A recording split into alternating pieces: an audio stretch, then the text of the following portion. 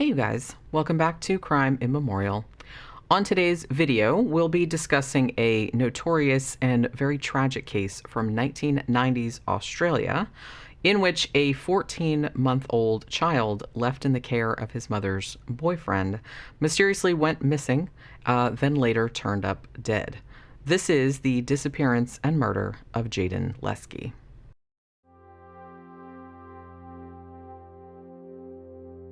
On Saturday, June 14, 1997, a 22-year-old woman named Belinda Williams was planning on going for a night out with her sister Katie to a friend's birthday party, not far from their home in Moe, Victoria, Australia, a relatively small town about 80 miles from Melbourne.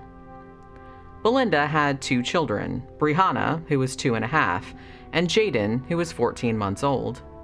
Although Belinda had already set up a babysitter for both children at her sister's home, her boyfriend of 1 year, 28-year-old Greg Damaskowitz, generously offered to watch the kids that night.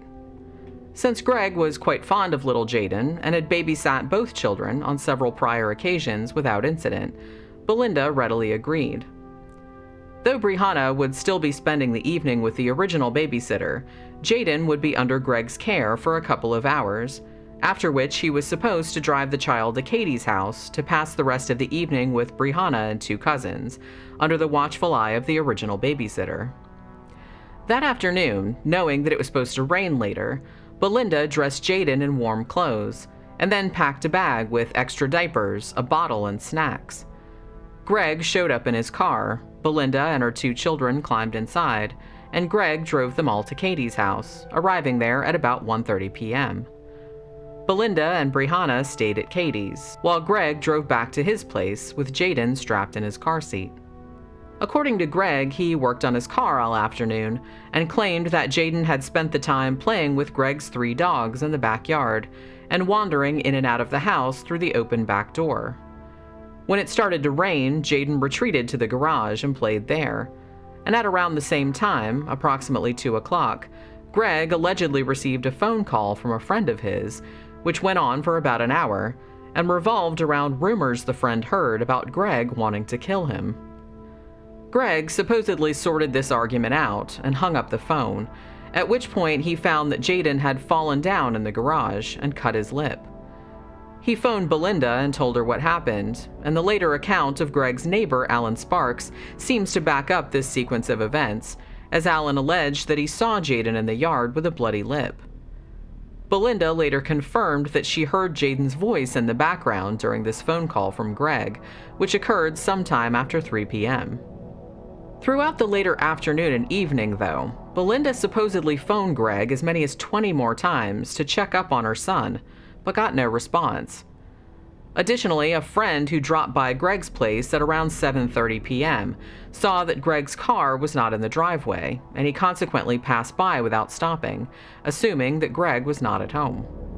By the time 8 o'clock rolled around, Belinda, Katie, and Katie's boyfriend were on their way to the birthday party, but Belinda was becoming increasingly concerned at her inability to get hold of Greg. The group drove by Greg's house, but also noted that his car was not there. Belinda was starting to feel deeply uneasy, wondering where Greg and Jaden were.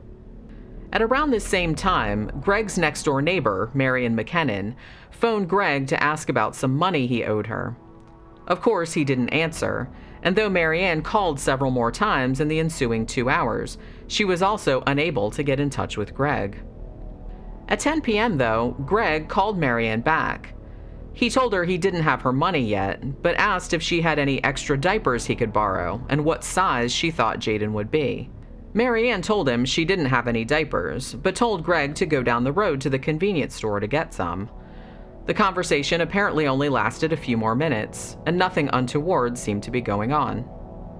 Belinda, meanwhile, called Greg yet again from the party at 11 p.m., and this time was finally able to get hold of him. When asked if Jaden was all right, Greg said something to the effect of, "Shit's happened," telling Belinda that Jaden had got a minor burn from standing too close to a space heater, and that Greg had taken the child to a local hospital, Moe Casualty, to have ointment applied to the wound. He then told her that the nurses there hadn't treated the injury properly, and that he had been obliged to take the child to another facility, Maryvale Hospital. Belinda didn't really like the sound of this, and after hanging up the phone, told her sister Katie that she was going to cut the evening short and go back home to make sure everything was all right. Katie, though, persuaded her to stay, telling her that Greg was probably just making a big deal out of nothing. Dubious, Belinda called Greg back, and Greg seemed to confirm this, reassuring her that Jaden was just fine and that the burn wasn't as bad as it had first appeared. At some time between midnight and 1 in the morning, but closer to the former, neighbor Marianne McKinnon claimed she heard the very distinctive sound of Greg's car starting up in his driveway. This may have been significant, as Greg later informed authorities that he hadn't left his house until after 2 a.m. when Belinda called him to come pick her up from the party at the pub. Regardless of which account was true, Greg did pull up in front of Ryan's hotel, where the pub was located, at some point between 2 and 3 o'clock in the morning. Upon arriving at the hotel, he noted that Belinda was quite drunk and continued to drink, possibly at his encouragement, from an open container of whiskey he had in his car. When she asked repeatedly where Jaden was, Greg told her that the child was still at Maryvale Hospital. Belinda asked to be driven there, but Greg refused, telling her she was too drunk and would probably make a scene. He insisted that he would drive to the hospital himself to pick up Jaden later that night. When Greg and Belinda pulled up in front of Greg's residence on Narragansett Street, Belinda saw that one of the front windows was broken, though the front and back doors remained locked. Upon entering the home, Greg apparently began looking through the cabinets, as though checking to see if anything had been stolen. Belinda asked Greg to call the police, but he claimed there was no need, as he knew exactly who was responsible for the vandalism: his ex-girlfriend, Yvonne Penfold, who, incidentally, he was still sleeping with off and on. Greg phoned Yvonne and shouted at her for a few minutes, and then hung up. Shortly afterward, Greg and Belinda went back outside so that Greg could drive Belinda back to her own house, and at that point they spotted something utterly bizarre. There was a severed pig's head lying in a flower bed just outside the front lounge window. This gruesome detail seemed to add credence to Greg's theory that Yvonne was the one behind the incident, as the couple had once owned a pig whose slaughter was the cause of some dissension between them. Greg drove Belinda home, arriving there at about 3:20 a.m. She reportedly made a few phone calls before going to sleep, including one to the babysitter who was still watching Brianna. She also called Greg again and told him to bring Jaden straight back home after fetching him from Maryvale Hospital. At about 3:35, Greg was pulled over by the police for speeding. He was given a breathalyzer, but was found to be sober. When asked where he had been, he would only say, "Nowhere." The officer claimed that Greg had seemed cautious, but as there was no reason to detain him, he was sent on his way without further fuss. The police officer later reported that Greg hadn't mentioned anything about the vandalism at his home, and also didn't bring up the whereabouts of little Jaidyn Leskie, an omission that would take on some sinister overtones as the investigation proceeded. Belinda had fallen asleep on the floor of her living room in front of the space heater, but she didn't get to sleep very long. Shortly before 5 in the morning, Greg returned to her house, woke her up, and informed her that Jaden was missing. He told her he was sorry that he had lied about the child being at the hospital, but that he hadn't wanted her to worry. He then asked her to come to the police station with him to report the possible abduction, reiterating that he believed Yvonne Penfold was somehow responsible, not only for the vandalism, but also for the supposed kidnapping. The couple reported the toddler missing at about 5:15 in the morning. According to Greg's own account to the authorities, he had left Jaden asleep on the sofa, with the television going and the heater on, when he went to pick up Belinda from the pub. He said he had put the dogs outside and locked all the doors, and that no one else was present in the house at the time. He also stated that when he and Belinda had returned to the house and spotted the broken window, he had immediately jumped to the conclusion that Jaden had been abducted, though for some reason he neglected to tell Belinda of his suspicions and didn't inform the police at the time either. Greg's story didn't really add up though, and officers placed him under arrest, holding him until they could complete a thorough search of his home and car. In Greg's house, they found a small particle of skin on the space heater, consistent with the injury Greg claimed the child had sustained earlier that evening. They also discovered several blood spots on the bathroom wall of the home, which later analysis established belonged to Yvonne Penfold. It's unclear how long the blood had been there, however, as it was alleged that Greg had been abusive toward Yvonne during their relationship. Blood-stained tissues were found in a plastic bag sitting near a wheeled garbage bin in front of the house. This blood reportedly belonged to Jaden, although it was only a small amount, and may have been there as a result of the cut lip the child had supposedly sustained earlier in the afternoon. Authorities also conducted a search of Greg's vehicle, a green Falcon XC sedan with the plate number IRS 680. During the search, detectives found that the carpet on the floor of the car was wet, and there was a wet jacket found on the floor beneath the back seat. In addition, a wallet, which was soaked through with water, was recovered from underneath the accelerator pedal. Belinda later explained the water to police by claiming that the window on the front passenger side of Greg's car didn't close all the way, and that rain leaked in when the car was left exposed to the elements. During a search of Belinda Williams's home, detectives found an overturned garbage bin out front with tire tracks next to it. Inside the house, the mattress and blanket from Jaden's cot had been pulled out and were lying next to the cot on the floor, though Belinda insisted that the cot had looked normal when she left the house to go to the party on the afternoon of June 14th. Authorities also looked into the vandalism at Greg's home on the night of the child's disappearance to determine if the two incidents were related. In regards to the strange details of the broken window and the pig's head at Greg's residence, it seemed that while Greg and Belinda had been engaging in their ominous song and dance about the whereabouts of little Jaidyn Leskie, several other individuals had been on a sinister adventure of their own. Yvonne Penfold, her brother Kenneth, his roommates Dean Ross and Raymond Hopkinson, and another friend, Darren Wilson, had all been at a party nearby, and had got to talking about Greg's alleged harassment of Yvonne during their recent breakup. At some point, Kenneth Penfold got the idea that they should go to Greg's place to give him a scare. The group supposedly drove to the Narragansett Drive residence and waited in the bushes across the street until they saw Greg leave, sometime between midnight and 1 in the morning, at which point Kenneth and Darren approached the house, threw rocks through the windows, attempted to throw the pig's head through the window, but were unsuccessful, tossed an axe handle into the shrubbery in front of the house, then made their way back to where Yvonne had parked the car to wait for them. The men alleged that they had heard Greg's 3 dogs barking from the backyard, but had not heard a baby crying, and all denied going into the house and taking the child. Several other witnesses who were passing through the area at the relevant time later told police that they had seen 2 men running down Narragansett Street toward a red car at around the time Kenneth and Darren had claimed, thus corroborating aspects of their account. None of the neighbors or other witnesses remembered hearing a child crying at the time of the incident. A little over a month following Jaden's disappearance, Greg Damaskowitz was officially charged with the boy's murder, even though a body had not yet been found. Greg's inconsistent accounts of his movements on the night of the vanishing led police to believe that he knew exactly what had happened to Jaden and was attempting to cast blame on his ex-girlfriend and her cohorts. Though the perpetrators of the vandalism were not in doubt, investigators did not believe that they had anything to do with the boy going missing, and surmised that their childish act of revenge taking place on the same night as Jaden's disappearance was simply a peculiar coincidence.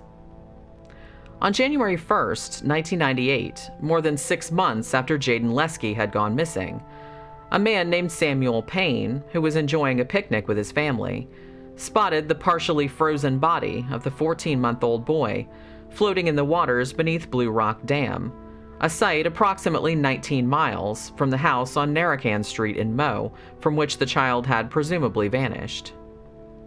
Jaden was found fully clothed, and there was also a bandage on the boy's arm from the elbow to the wrist. The child's arm had reportedly been broken and sloppily bandaged. A further search of the water around the dam also yielded an adult-sized sleeping bag with a long crowbar tied around it with rope, and a plastic bag containing more of Jaden's clothing, as well as the bottle and the green apple that his mother had left with him when she had dropped him off with Greg Damaskowitz back in June of 1997.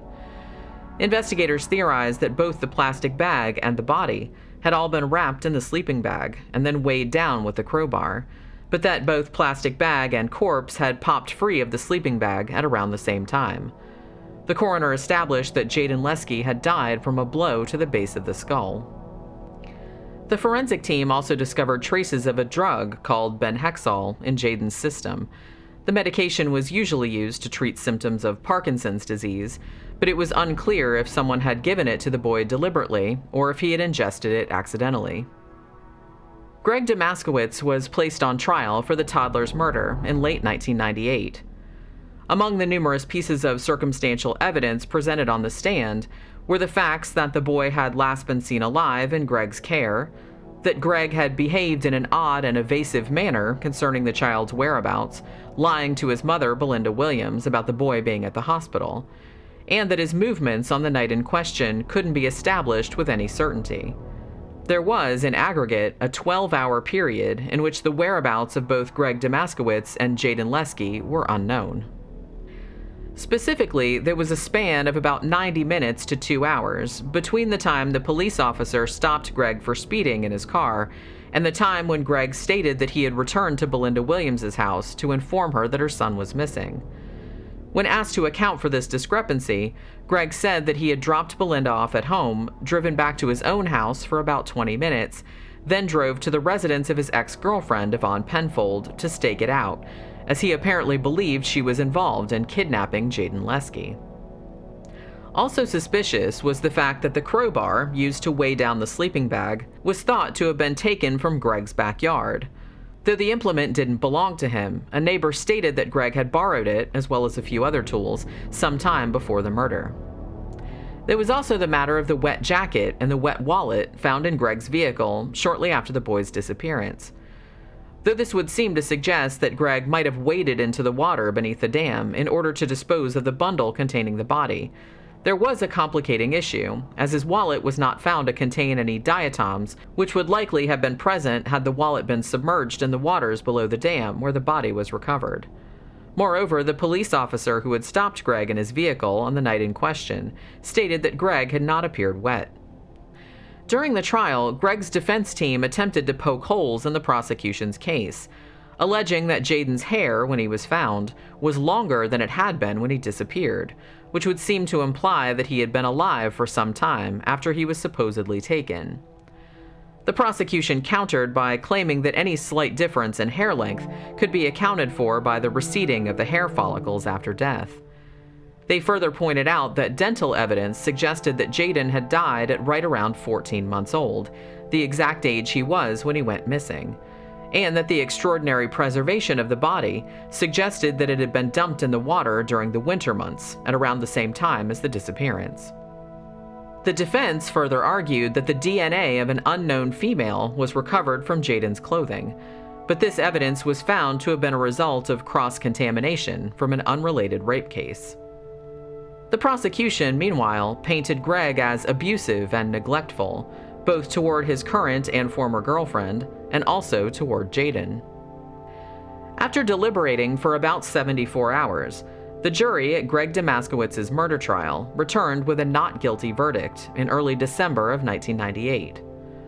Although jurors had been informed that they could have fallen back on the lesser charge of manslaughter if they believed that Greg had killed the child accidentally, apparently they were still not convinced that Greg had been involved in the death of Jaidyn Leskie, perhaps because they felt that there was more evidence to implicate a member of the so-called Pig's Head team, who had demonstrably been at Greg's residence that night with malicious intent, and might possibly have taken the boy themselves.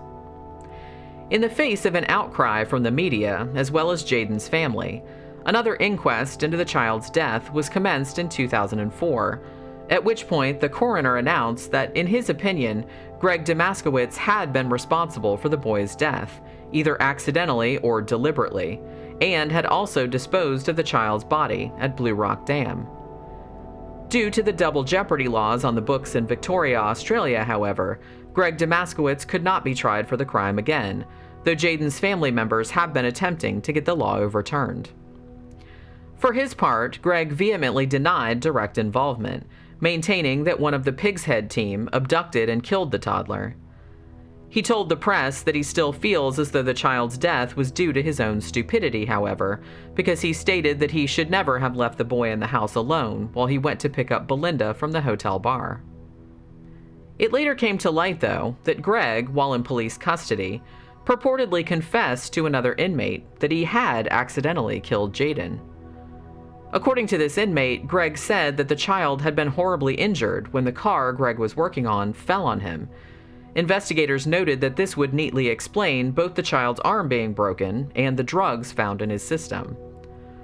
Ultimately, however, the inmate's testimony was deemed inadmissible and was not allowed to be entered into evidence at the murder trial.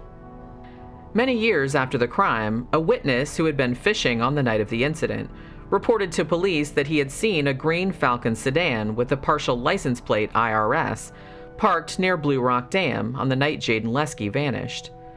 This sighting seemed damning, but when police attempted to replicate the circumstances, they found that they were unable to clearly see the vehicle or its license plate in their headlights under the same atmospheric and light conditions, and they were also forced to take the claim with a grain of salt, as the witness had waited so long to come forward with the information. No other suspects have ever been seriously considered in the murder of Jaidyn Leskie, and although the double jeopardy laws in Victoria have been softened somewhat in recent years, there does not appear to be any intention by authorities to place Greg Damaskowitz back on trial. The case, therefore, remains officially unsolved, and to this day is one of the most infamous and controversial in the history of Australian crime. Thank you as always for watching. Remember to like and share if you enjoy the content, and please subscribe if you haven't already. Also, don't forget to drop by crimeimmemorial.com, where I post more written content about unsolved murders every single day. I'll see you guys again on the next one.